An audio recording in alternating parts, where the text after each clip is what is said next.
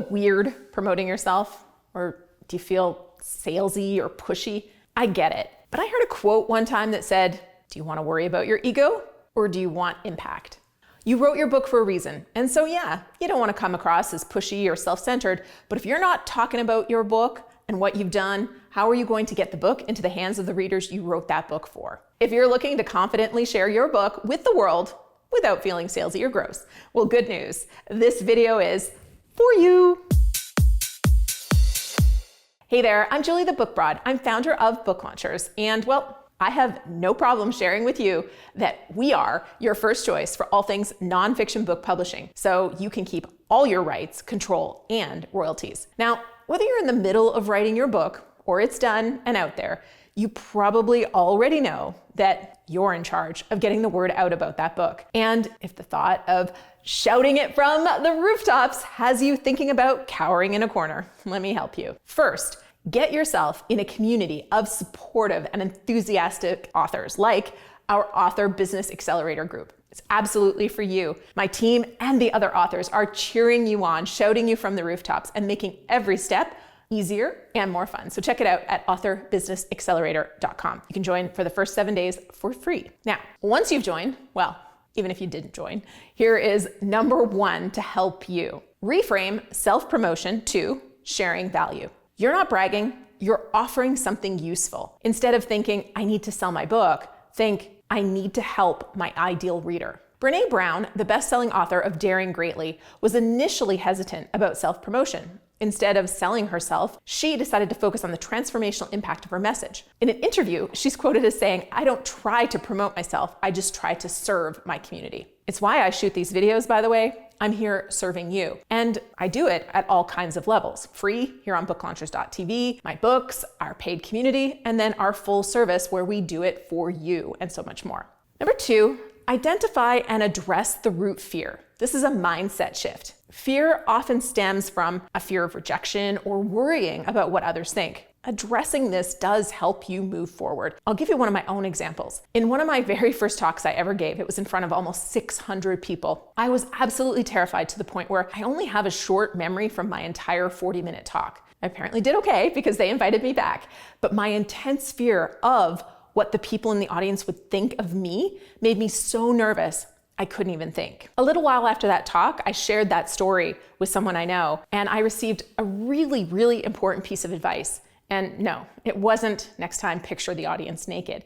It was to focus on one person in the audience who really needed my message.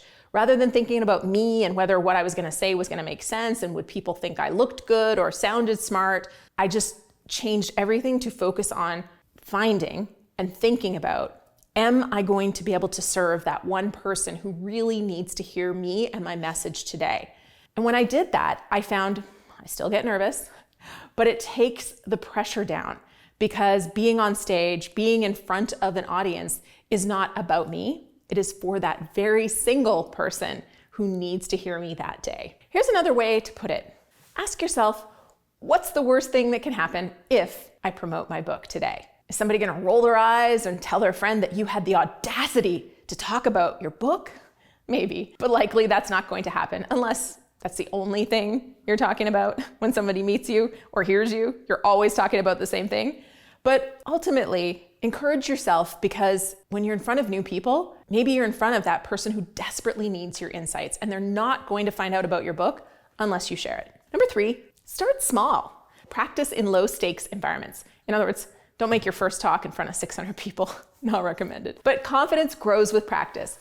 Begin promoting it in spaces where you already have support. James Clear, author of Atomic Habits, in case you didn't know, didn't start by shouting about his book to the masses. He built trust by sharing valuable blog posts and answering questions in niche forums. In fact, I was told he delayed the launch of his book by more than a year because he was refining his book and building support. By the time his book launched, he had a built-in audience that wanted to hear from him. So what does that mean for you? Well, share a book-related insight in a private Facebook group or a LinkedIn discussion before posting to your main feed. If you have a mastermind group or if you're in a group like EO, Entrepreneurs Organization, share it amongst some peers. Or if you don't have those options, join our free community at school, booklaunchers.com/school, and make supportive friends with other authors. Also, consider how to share your book. You could say, I wrote a book, but what about if you said, when I was writing my book on business owners, I learned some crazy things I didn't expect when I started doing the research. Now, if nobody asks follow-ups, you've got problems, but by practicing your leads